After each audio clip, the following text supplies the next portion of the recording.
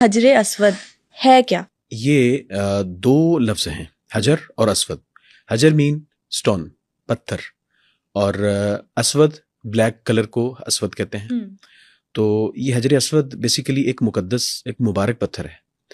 ترمذی میں حدیث ہے، نبی کریم صلی اللہ علیہ وسلم نے فرمایا نزل الحجر الاسود من الجنت، یہ حجر اسود جنت سے نازل ہوا ہے. سبحان اللہ. اور اس کے جنت سے نازل ہونے کا جو احادیث کے پرسپیکٹیو میں اگر ہم دیکھیں تو ہمیں یہ بات سمجھ آتی ہے کہ جو عبادت ہے بنیادی طور پہ، یعنی میں حجر اسود کی بات کو ایک دفعہ روک کے ایک بنیادی سے نقطے کی طرف بات کرنا چاہتا ہوں. عبادت کیسے ہوگی، کب ہوگی، اور کتنی ہوگی، کس جگہ اور کن کنڈیشنز کے ساتھ ہوگی. یعنی ہم کوئی بھی چیز، کسی بھی ایگریمنٹ کو لیتے ہیں یا کسی بھی چیز کو آن کرتے ہیں تو اس کے ٹرمز اینڈ کنڈیشنز جو ہیں وہ لکھی ہوئی ہوتی ہیں. بالکل. عبادت کب اور کیسے ہوگی یہ اللہ تعالیٰ بتائیں گے، کہاں ہوگی یہ بھی اللہ تعالیٰ بتائیں گے. اب حج کے اندر، عمرہ کے اندر ایک چیز ہے کہ ہم طواف کرتے ہیں بیت اللہ الحرام کا. بالکل. تو بیت اللہ الحرام کا طواف کہاں سے سٹارٹ ہوگا؟ بیسیکلی یہ سٹارٹنگ پوائنٹ آف دا عبادت ہے. تو عبادت کا سٹارٹ کہاں سے ہوگا؟ یعنی وہ عبادت جو طواف کہلاتی ہے، وہ طواف افاضہ ہے یا طواف جو ہے وداع ہے، عمرہ کا طواف ہے، یا حج کے اوورال باقی طواف ہیں، یا نفلی آپ کا طواف ہے، کوئی بھی ہے. تو ان کے اندر ہم یہ دیکھیں گے کہ حجر اسود بیت اللہ الحرام کا جو آپ کہہ لیں کہ ایسٹرن ہے کارنر، اس کے اوپر یہ نصب کیا ہوا ایک پتھر ہے. یہاں سے ہم سٹارٹ کرتے ہیں طواف کو. اور طواف جب سٹارٹ کرتے ہیں تو ہم اپنے رائٹ ہینڈ سے اس کو استلام کرتے ہیں. اگر آپ کے لیے پاسبلٹی ہو تو آپ اس کو جو ہے وہ بوسہ بھی دے سکتے ہیں، اور اگر نہیں ہو تو پھر آپ اس کے اوپر جو ہے استلام کر سکتے ہیں. استلام کا مطلب دور سے آپ بسم اللہ اللہ اکبر کا اپنے دائنے ہاتھ سے اشارہ کر دیں اور وہاں سے پھر آپ طواف سٹارٹ کر دیں. یعنی دیٹس دا ریزن کہ حجر اسود اٹ سیلف ایک سٹون لائک ایک پتھر، اور اس سے زیادہ اس کی کوئی حقیقت نہیں ہے. لیکن یہ بات، یہ سٹارٹنگ پوائنٹ ہے طواف کا، کہ جہاں پہ اللہ تعالیٰ ہمیں بتائے گا کہ ہم نے کیسے عبادت کرنی ہے اور کہاں سے سٹارٹ کرنا ہے. اچھا، حجر اسود کس نبی کے دور میں سب سے پہلے ہمیں ملتا ہے ذکر اس کا؟ اوتھینٹک جو روایات ہیں ان میں تو یہ ہے کہ ابراہیم علیہ السلام نے اس پتھر کو بیت اللہ الحرام کے اندر فکس کیا. یعنی جس کارنر پہ آج موجود ہے اسی کارنر کے اوپر جناب ابراہیم علیہ السلام نے فکس کیا. لیکن ابھی میں آنے سے پہلے اس چیز کو اسٹڈیز کر رہا تھا تو دیکھ رہا تھا کہ ایسی ہسٹوریکل روایات موجود ہیں کہ جن کے اندر یہ بھی ہے کہ حجر اسود آدم علیہ السلام کے ٹائم سے موجود تھا، لیکن with the passage of time, جیسے جیسے طوفان نوح ہوا یا اور ڈیزاسٹر ہوئے زمین کے اوپر، تو کسی بھی محفوظ مقام پر اللہ تعالیٰ نے اسے امانتاً پہنچا دیا اور یہ وہاں پہ امانت کے طور پہ رکھا رہا. ابراہیم علیہ السلام نے جن 3 4 5 پہاڑوں کے پتھروں کو اور ان کے وہ جو آپ کہہ لیں کہ روڑے وٹے ہوتے ہیں یا اس وقت کی دستیاب جو اینٹیں تھیں ان کو اکٹھے کر کے، تو جب بیت اللہ الحرام کی تعمیر کی نا، تو اس تعمیر کے اندر ایک یہ چیز یہ تھی کہ ابراہیم علیہ السلام نے اسماعیل علیہ السلام کو جب یہاں پہ لگانے کو پتھر کے لیے بھیجا، جاؤ بیٹے پتھر تلاش کر کے لے کے آؤ. قرآن کریم نے اس کو انڈورس کیا ہے، وَإِذْ يَرْفَعُ إِبْرَاهِيمُ الْقَوَاعِدَ مِنَ الْبَيْتِ وَإِسْمَاعِيلُ.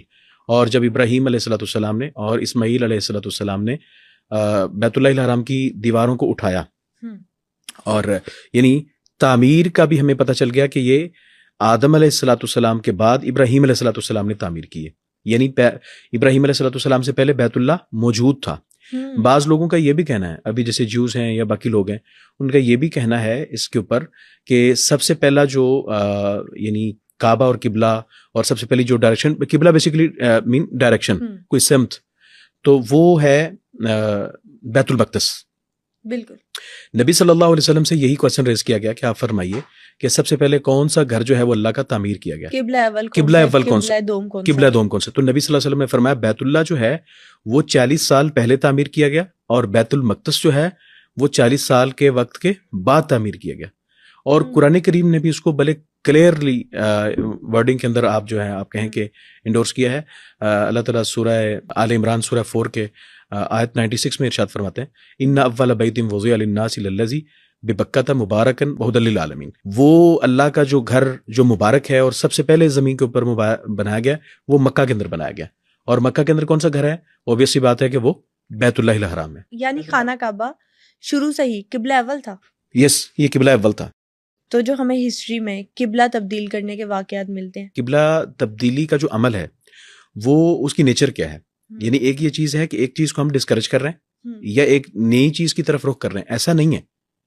نبی صلی اللہ علیہ وسلم جب تک مکہ مکرمہ میں رہے ہیں اور نماز جب تک فرض رہی ہے اور اللہ کے رسول صلی اللہ علیہ وسلم نماز کی ادائیگی کرتے رہیں، تو رسول اللہ علیہ وسلم کی ڈائریکشن ایسی ہوتی کہ جس میں آپ اس طرف رخ کرتے کہ جس میں آپ کہہ لیں کہ بیت اللہ الحرام بھی سامنے ہوتا اور بیت المقدس بھی اسی سمت ہوتا. اب چونکہ گو کہ اس وقت میں 40 راتوں کا تو یہ سفر تھا ان بٹوین، لیکن رسول اللہ علیہ وسلم ایسی طرف جو ہے وہ بیت اللہ کے سامنے چہرہ فرماتے کہ بیت اللہ بھی اور بیت المقدس بھی ایٹ اے ٹائم دونوں سامنے میں ہوتے.